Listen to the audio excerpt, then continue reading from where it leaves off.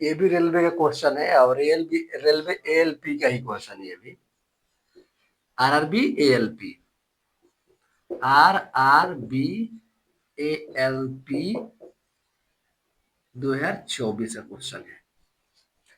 ठीक है, तो एक क्वेश्चन को है ना कि दो ट्रेनें जिनकी लंबाई 120 मीटर और 280 मीटर है और समांतर पटरियों पर एक दूसरे के विपरीत 42 किलोमीटर पर आवर और 30 किलोमीटर पर आवर की गति से दौड़ रही है, तो वे कितने समय में एक दूसरे को पार कर सकेगी। आरआरबी एएलपी का 2024 का क्वेश्चन है। ठीक है, देखिए ये सब क्वेश्चन में ट्रेन एक दूसरे के विपरीत आ रही है ना, तो दोनों का चाल को क्या करते हैं, ऐड कर लेते हैं, मैंने जोड़ लेते हैं। यानी ये 42 के चल रही थी एगो ट्रेन 42 किलोमीटर पर आवर की चाल से और एगो 30 किलोमीटर पर आवर के चाल से, तो 42 और 30 हो जाएगा 72 किलोमीटर पर आवर। और इन लोगों का दोनों को थी भी जोड़ लेते हैं, डिस्टेंस के लिए दोनों का लंबाई जोड़ लेंगे। तो सबसे पहले लिखेंगे कुल दूरी बराबर, कुल दूरी बराबर। तो कुल दूरी कितना है जी, 120 मीटर फर्स्ट ट्रेन का एंड सेकेंड ट्रेन का दिया है 280 मीटर। तो 120 और 80 हो जाएगा 400 मीटर। 400 मीटर हो गया, मान 400 मीटर दूरी को कवर करना है दोनों ट्रेनों के द्वारा। 400 मीटर दूरी को क्या करना है जी, कवर करना है। ठीक है, अब दोनों का चाल कितना दिया है देख लीजिए, 4 बराबर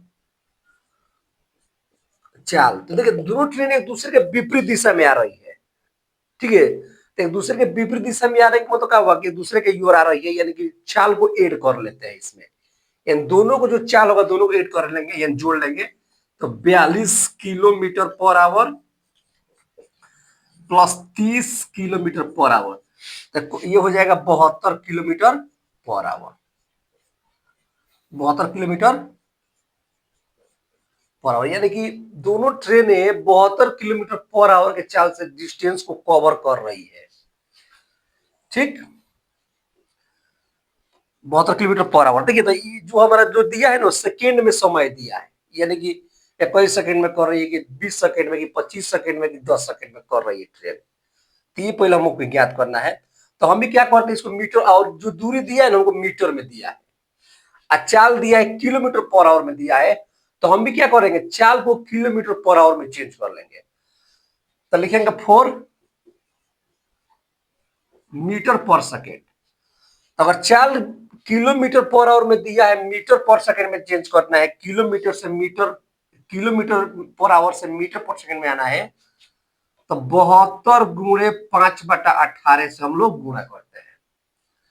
तो 18 चौका 72, यानी हो जाएगा 4 गुणे 5, यानी हो जाएगा 20 मीटर प्रति सेकंड। देखिए इसका मतलब है ना कि दोनों ट्रेन एक सेकेंड में, माने 20 मीटर प्रति सेकंड का मतलब हुआ कि दोनों ट्रेन एक सेकेंड में 20 मीटर दूरी को कवर कर रही है।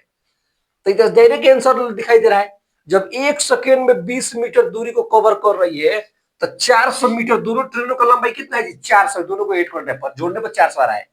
तो 400 मीटर दूरी को कवर करने के लिए कितना समय लगेगा, तो 20 सेकंड लगेगा, क्योंकि 400 में 20 से भाग देंगे तो क्या आएगा जी, 20 आएगा। तो चाहे देख भी लीजिए, भाग देकर तो लिखेगा समय बराबर, समय बराबर।